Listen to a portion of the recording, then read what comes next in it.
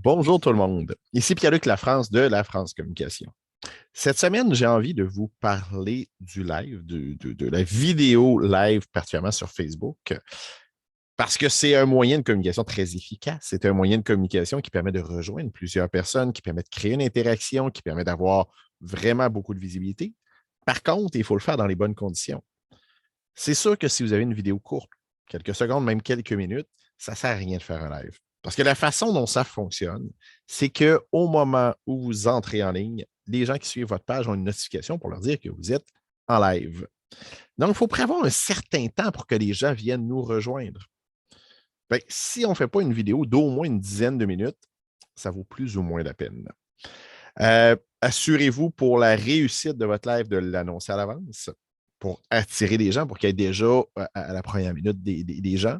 Comme je disais, souvent, au début, c'est un peu du remplissage, le temps que la salle se remplisse. Personnellement, je vous conseille d'avoir un sujet secondaire, au moins entretenir vos gens, poser des questions, faire des choses pour que ceux qui sont là à temps n'aient pas l'impression de perdre leur temps, justement.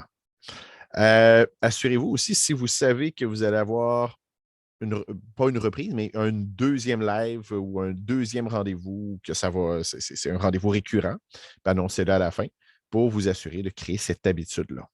Si vous voulez des trucs, des conseils, des façons là, d'intégrer le Facebook Live dans votre communication web, n'hésitez pas à communiquer avec moi. Pierre-Luc Lafrance de la France Communication.